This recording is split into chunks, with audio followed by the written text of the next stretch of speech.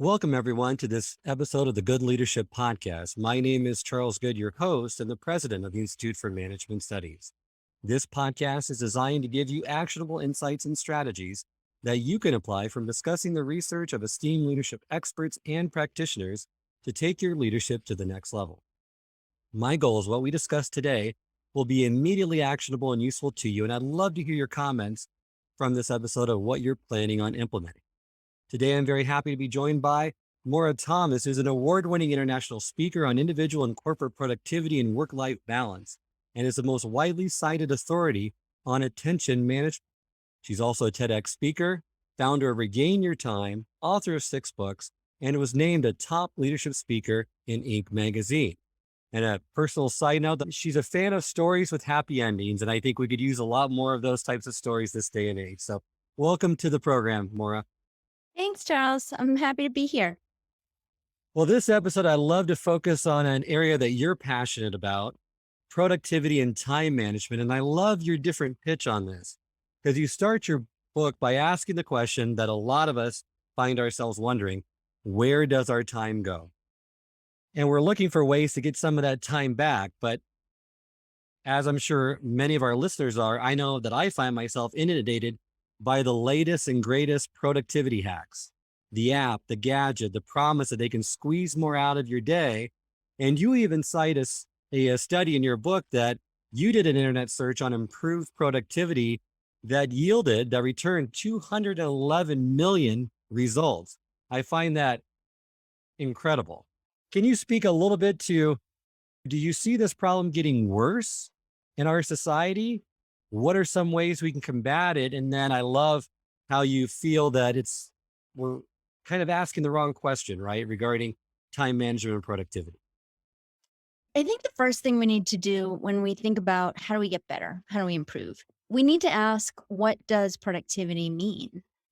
And I think it's important to really clarify that. For me, productivity is about achieving more of what's important. And actually, that's what it says in the dictionary too. But I think we lose sight of that, right? When we think about how do I be more productive? Well, what do you mean by that? Because nobody's going to say they're more productive if they if they responded to 50 emails yesterday and 52 emails today. They're not going to say, "Ooh, I improved my productivity," right? That's not what we care about. It is progress on what we care about personally and professionally. So that's the first thing. And you advocate that thinking about productivity and how it's messing up our lives, that we're hung up on this idea, which I am as well, on managing our time because we want to get more done throughout the day. But actually, that's really not the question we should be asking. We need to master how to manage our attention, correct? Well, I think so because as long as we frame our productivity, our ability to achieve more of our significant results in terms of time management, I think it's going to continue to hold us back because number one, we really can't manage time, right? We have no control over it.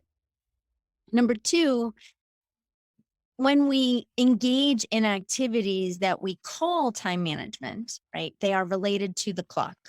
Time management means scheduling my days and planning my days and doing the things that I need when I decide it's time to do those things. But our days never go as planned. And, most people tell me that the most common way to manage their time is to make appointments with themselves on their calendar. But the problem with that is the first person you'll break an appointment with is yourself, right? And so we can't really manage time. And most of us, our plans are not really related to time, right? We have 8 million things that we need to get done today. But it doesn't matter if we do it at 9:30 or if we do it at 11:15 or right? There's no relationship to time for all the things that we have to do. Or there's a very weak relationship, right? I just need to do it soon or I need to do it by next Friday. But when in between now and then really doesn't matter. So it's not related to time. That's a great point.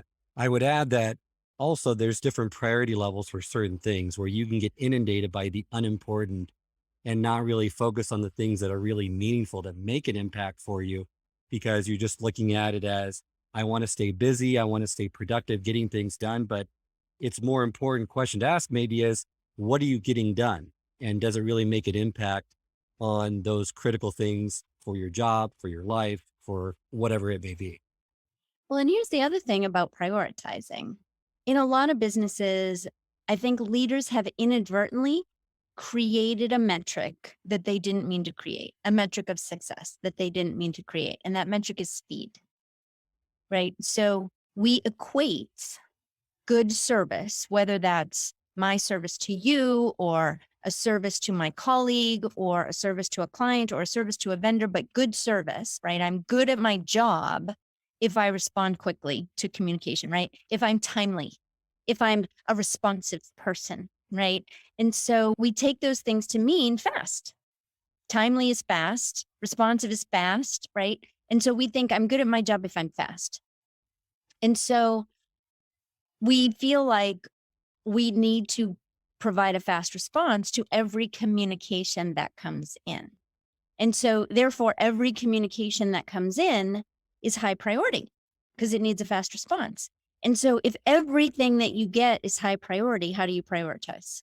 It's almost impossible. And so I think that's a mistake I see leaders making, is not creating their success metrics. I mean, some of them certainly, but not realizing that speed has become a success metric and making an intentional decision about whether or not they want that to be the case.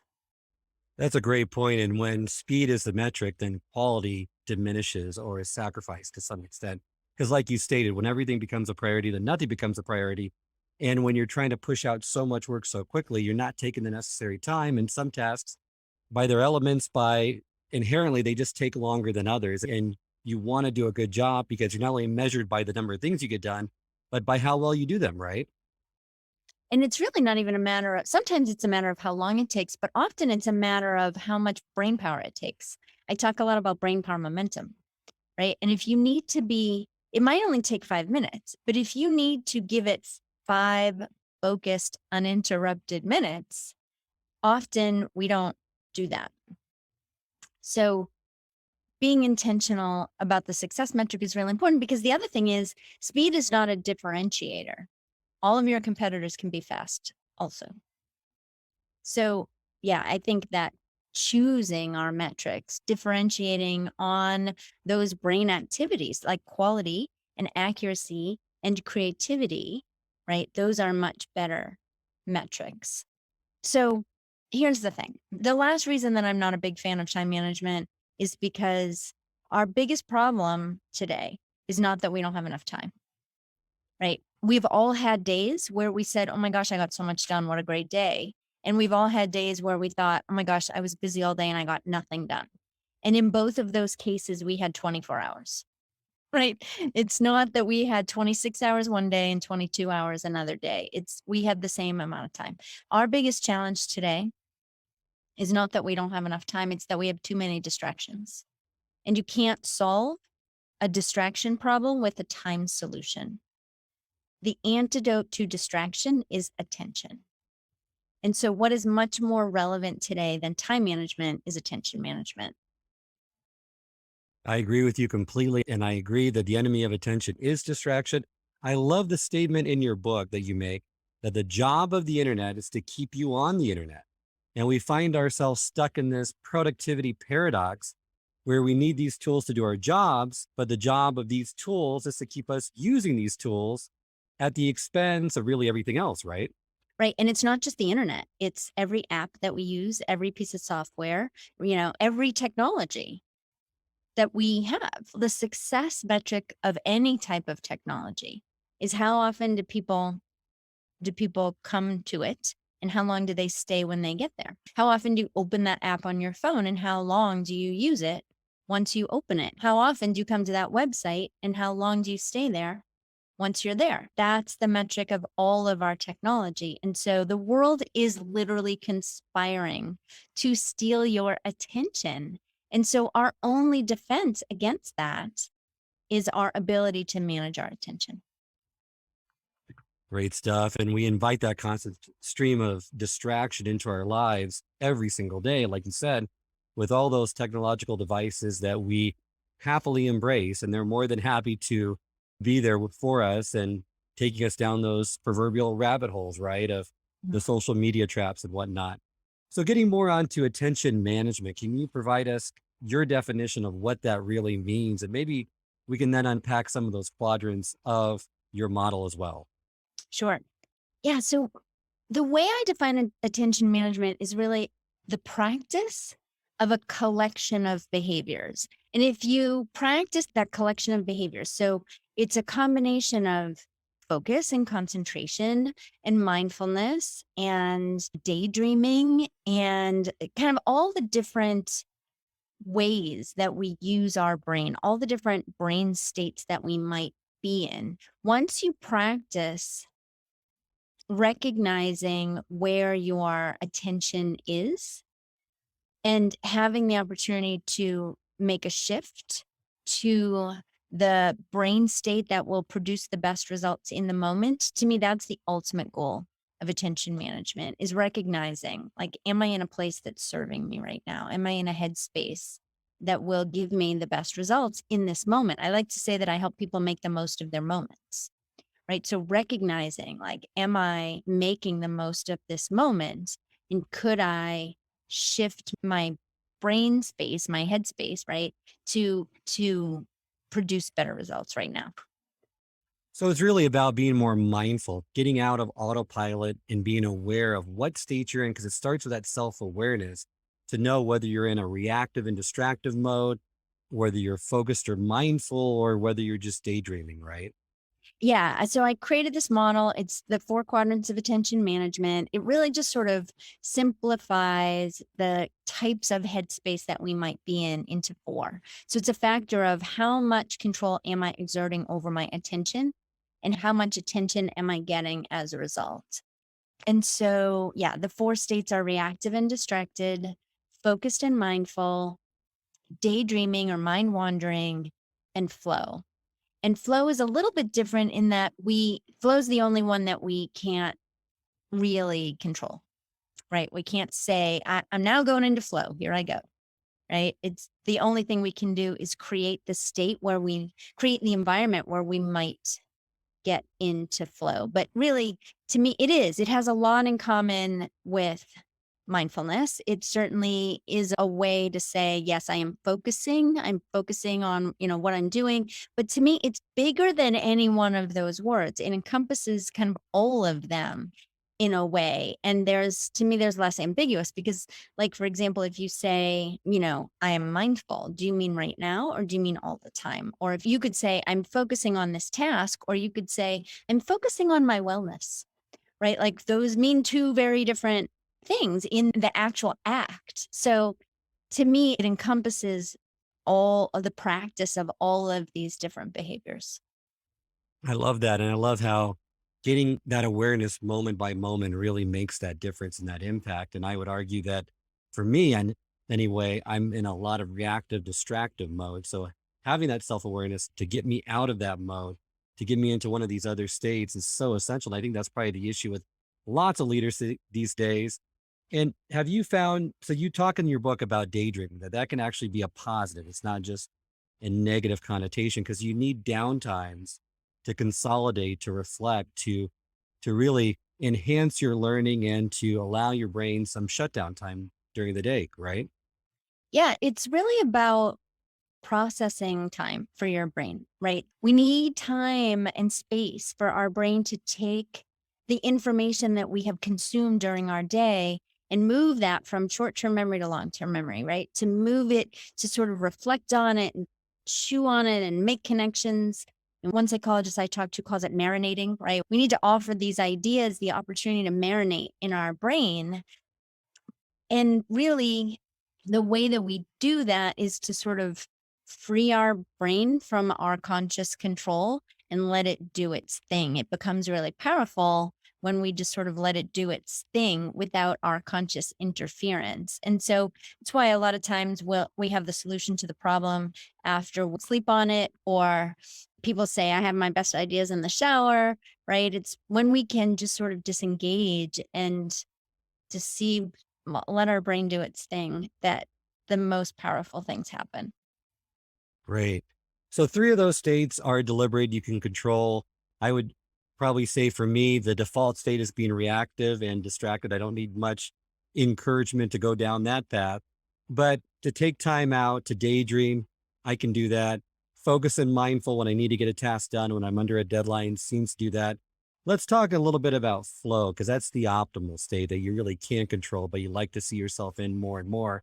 If you could kind of unpack it a little bit, because I know there's that best-selling book on flow, The Psychology of Optimal Experience by Mihai Csikszentmihalyi. And he does a great job in describing this experience, but everyone, I would think, would want more of that experience. It's just so hard to put into words and to encourage throughout the day, right? Yeah.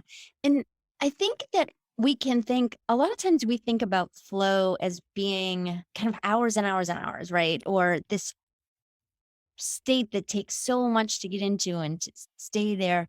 But honestly, we can have flow for short periods of time, right? And I think that when we achieve full immersion in the thing, right? Maybe it's a task, maybe it's a conversation, maybe it's an experience, right? A book, a movie, sightseeing. It could be anything. But the point is, when all other parts of our internal chatter stop chattering, right?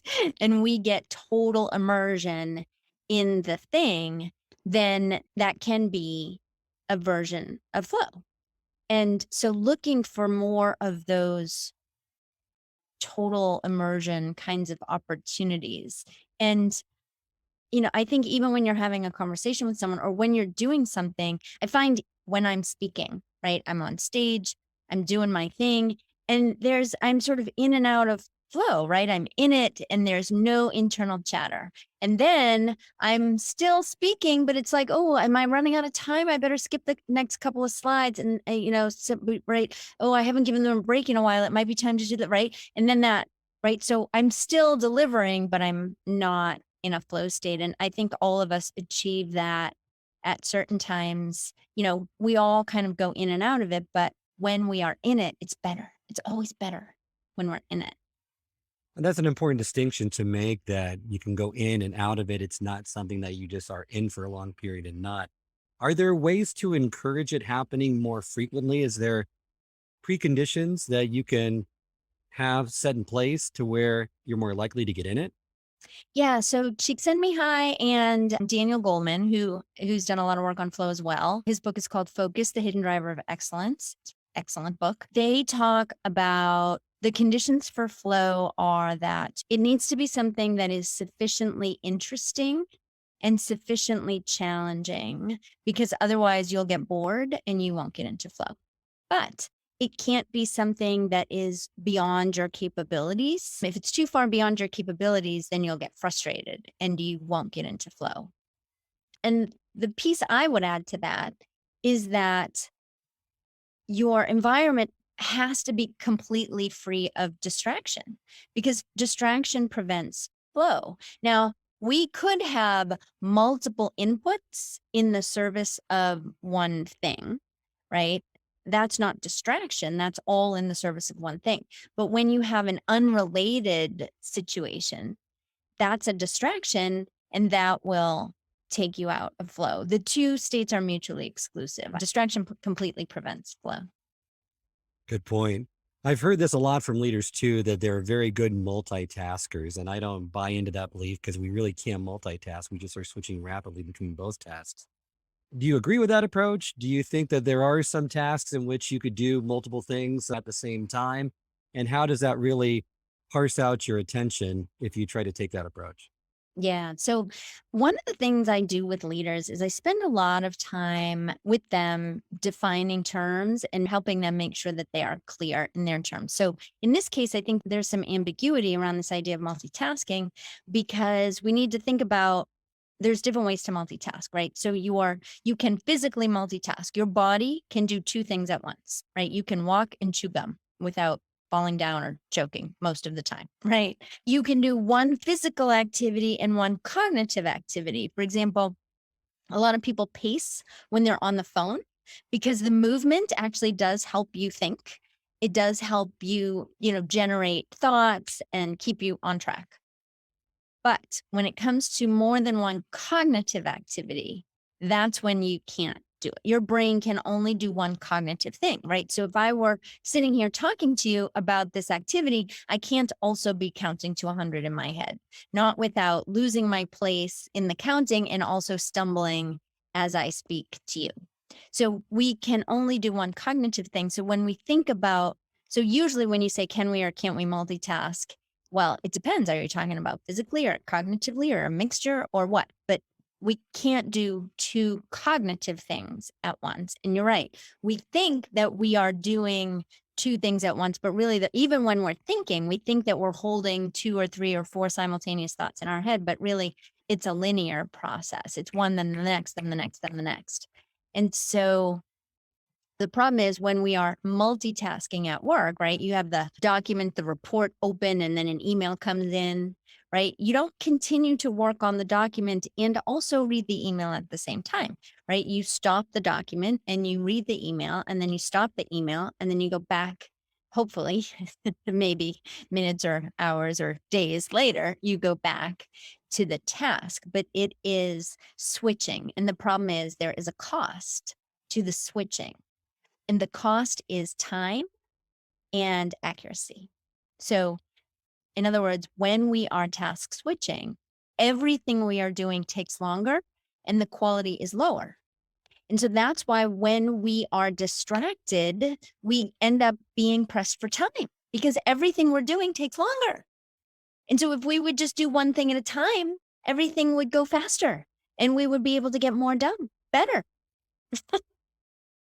I agree with you that task switching makes everything longer and you don't do it as well normally. The other question I have regarding that came to mind was the attention residue deficits that you have when you don't complete something and you move on to something else. It still occupies a certain part of your attention, which is a distraction in a sense. Some writers believe that they let it ruminate and set for days, weeks, and then come back to an article, come back to their book, and they have fresh insights as a result. So in some ways, maybe it's seen as a positive. I found though, a lot of times it's seen as a negative. If someone has 5 or 6 unfinished projects, it's better to do one, finish it before you do the second. What are your thoughts on that as well? Yeah. So I would call the first thing that you described brain priming. And I didn't come up with that phrase. I don't know who, I wish I knew who did, but I think it's a great way to say it. That's more of an intentional thing. And I think that we can use brain priming a lot more often. So, for example, in my world, my speaker friends and colleagues, we often talk about it being hard to create new content. And, you got to sit down and write an article. And that's hard coming up. What am I going to say? And what am I going to talk about and whatever. But if we can use brain priming a little bit more intentionally and say, I'm going to decide what I'm going to write about. And I'm going to think about, what my main thesis might be. And then I'm going to walk away, right? That's the only task right now is to choose the topic and the thesis. And then I'm going to walk away for 3 days. And then when I sit down on day 4, I'm probably going to have, in fact, what I find is that I end up, if without brain priming, I'm like, oh, I put it off, I put it off, I put it off. But with brain priming, at some point, I think I have to clear the afternoon and write this article because I know exactly what I want to say and I can't wait to get it out of my head. Right. So it's a whole different experience. So I would call brain priming and multitasking are two different things. And really, it comes down to the intention. Did you just get distracted? That's not brain priming. That's task switching. So with focused and mindful, which is probably, I would say, a state that everyone wants to be in more often, it comes down to mindfulness, but mindfulness really requires some control with the effort to stay focused. Have you found any forms of mindfulness or tools or techniques that are helpful for people listening to this podcast to say, okay, here's how you develop this habit. Here's how you develop this muscle, because most of us don't have very good focus. We live in a very distracted world. And to focus on something for more than maybe 5, 10 minutes, I know that with my kids, that could be a impossible task. Yeah. And that's why I like this phrase attention management to encompass all these things because focused and mindful, they're sort of the same, but kind of different. I mean, this quadrant is really about concentration, right? This quadrant is about I am going to do this thing and I'm only going to do this thing and I'm going to really build up what I call brain power momentum, right? I'm going to get this brain power momentum on this thing and I'm going to spend this amount of time on it. So what happens is our habit of distraction, which is something I talk about a lot, right? We have become habituated to distraction. And that habit has been created in us on purpose by our technology. So we have this habit of distraction, and that habit of distraction chips away at our ability to stay focused for any period of time, but it also makes us less patient. So not only does it chip away at our ability to stay focused for any period of time, because we're so impatient, it chips away at our desire to stay focused for any period of time. So now it's really working against us. But the problem is when we do concentrate and when we do apply ourselves fully to that thing and maybe even get into flow, when we're done, it feels awesome. We're so excited to have completed that thing. It feels great. It feels like that big check mark that you can give yourself. I got that done. So our habit of distraction lies to us, right? It says, you don't want to do that. You don't have time to do that. That's going to be hard. Don't do that, right? When the truth is exactly the opposite. The truth is, I do want to do it. And when I do it, it's going to feel really good and be very satisfying. And the more we can do that, the more satisfying our days become. So, okay. So to answer the question you asked me, how can we build up our focus muscle again? A few ways, practicing the behaviors that I talk about in the book for, practicing attention management helps you expand your focus muscle. So one of the things that you need to do to practice attention management is you need to regain some control over your technology, right? So instead of just being at the mercy of our technology all the time with all of the pings and dings and push notifications and just all of the things, we've also gotten into this habit where sitting in wonder or sitting in I don't know is an untenable place, right? If you come up with a thing and you're like, I don't know the answer to that, the urge to find out the answer, because you can find out the answer in like 5 seconds. So the urge to just get that answer is so overwhelming that becomes really difficult. So we need to exert control over our technology by just being more aware of how often we are allowing it to distract us. So certainly shutting off the notifications, but also taking more tech-free time, right? Trying to build some tech-free time into every day and some extended tech-free time as often as possible. I went on vacation to Hawaii and I locked my phone and my computer in the safe in the room. And I used my Kindle because I don't get email or anything else. It's just my books on my Kindle. And that was the only technology that I had for most of the time I was there. And it was glorious. It's glorious. No, that's great. And that's something that I think everyone should be more mindful of the amount of distraction that technology has.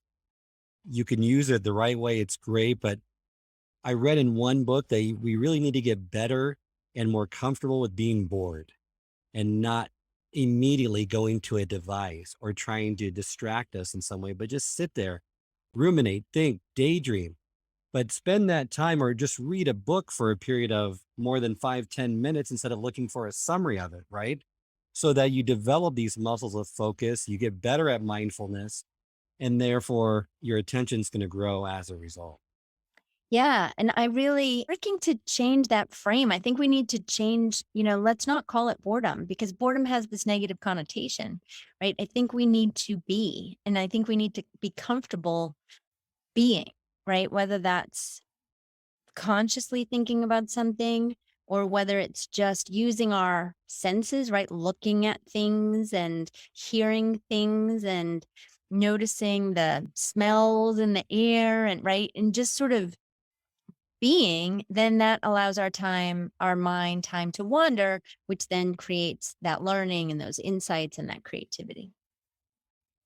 That's great. And then how the focus needs to be balanced with the daydreaming so your brain can restore, have time to reflect, to process, and consolidate, which is just as important as spending that focus time. Because with many leaders, I see with a lot of these time management systems coming into place, Cal Newport has a good book, Deep Work. He advocates for time blocking and allocate times for deep, thoughtful work.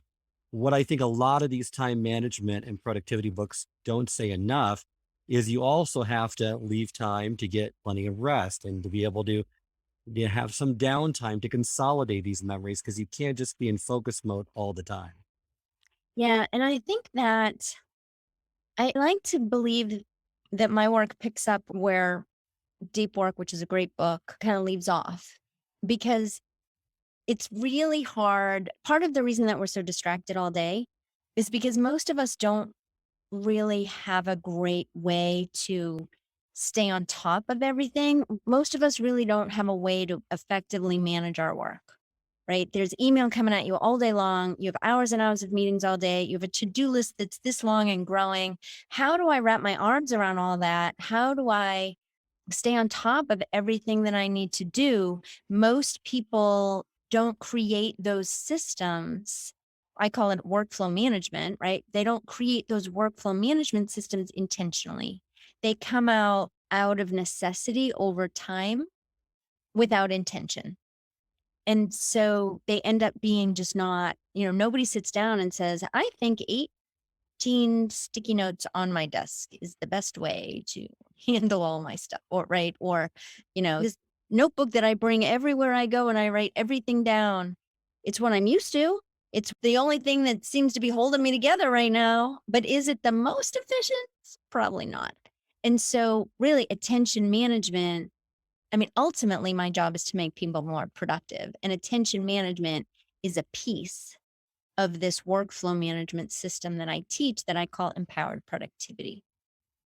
That's great. And I'm anxious to learn more about it. I wanted to get back to something we talked about at the beginning of the podcast before we end, and that's using the measures of productivity we are currently using. It's probably not is wrong or not the best use of them because we normally look at how many emails we send out, how much time we spend at the office, or really the big word is busy, right? How busy we are. And busyness should not be a badge of honor. Many people use it that way to say, I'm just overwhelmed, I'm so busy, hoping to elevate their status when in fact, it has very little connection or correlation to really how productive you are, correct? Yeah, that's why I like to define productivity at the beginning, which is, what did you achieve that made a difference to you? What were your real accomplishments today that you feel good about? Because in truth, I don't think anybody has really cracked the day to day nut of like knowledge work or productivity, right? If you sit at a computer to do your job, at the end of the day, how do you know if you were productive? And really, the answer is, do you feel like you were productive? And if you feel like you were productive, then you probably were. And really, if I ask you, like, what makes you feel like you were productive? Most people will say, well, I finished that big report and I got that article done and I closed a deal, right? It was a good day. They don't say, well, I went to 6 meetings and I answered 10 phone calls and I sent 50 emails, right? That's not what we say. So recognizing that the definition of productivity is achieving significant results, that can help guide us into changing our behaviors so that we can do more of that. Great stuff. And I advocate that being busy and being productive, two separate things. Productivity doesn't happen by chance. And everything in research, like you mentioned in your book, tells us that I'll get rest when I'm dead is not accurate. You need to take care of yourself if you want to be more productive and stay productive consistently over longer periods of time. And I think that's one area where a lot of leaders these days struggle because they're pulled in so many different directions and they feel like I just don't have time to take a break. Well, and here's the truth. In order to achieve more of what's important to us, we need to make the best use of the resources that we have available to us. And our most important resources are not our money. It's not even our time. It's not even our attention. Our most important resources are our body and our mind. And if our pursuit of productivity or success comes at the expense of our physical or our emotional well-being, then it's ultimately destined to fail. And if our pursuit for our company, if our pursuit of our organization's success comes at the expense of our employees' physical or emotional well-being, it is ultimately destined to fail.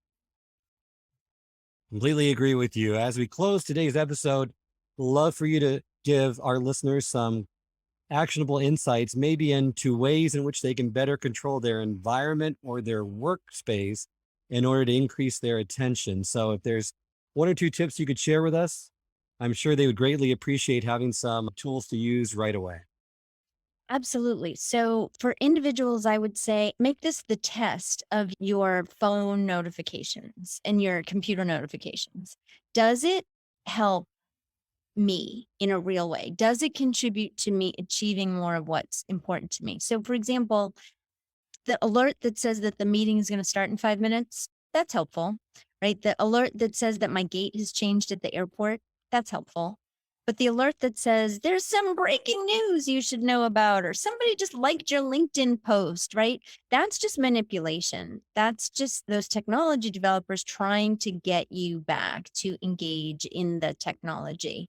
And so regaining control over anything that isn't serving you is a really helpful rule of thumb. I thought long and hard about how social media was serving me or not. And as a result, I eliminated some social channels because I realized they really weren't serving me. Or the moment of, oh, isn't, Susie's baby so cute, right? The moment of that weighed against the vast disadvantages.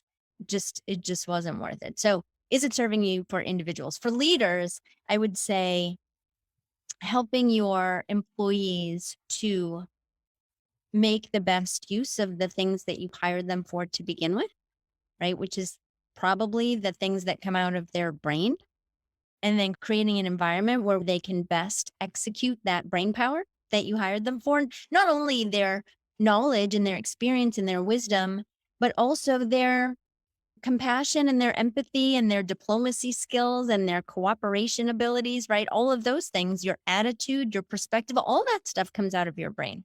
And when we are in an environment of bam, bam, bam, bam, bam, bam, bam, all day long, this to that, to that, to that, to that, to that, to that. And often it's kind of the leader's fault, right? It's the leader who says, I just sent you an email 5 minutes ago. Didn't you get it? Or, sending emails late at night when employees should be having their downtime. Just a lot of leadership behaviors are setting employees up to struggle. So thinking about that is the advice I would leave. Thank you. Great pieces of advice and a great episode. Thank you for sharing so many actionable insights with me and our listeners. Happy to be here. Thanks for having me, Charles. Maura, let us know how our listeners can get a hold of you. Yes, my website, maurathomas.com, has everything you need. You can contact me through that, my books, and all the ways to get empowered over your productivity. Thank you very much. And this concludes then this episode of the Good Leadership Podcast. If you'd like to subscribe to this podcast, it can be found both on Apple and Spotify. It can also be accessed on the Institute for Management Studies website at ims-online.com. And until next time, remember, it's not what you know, but what you do consistently that makes a difference.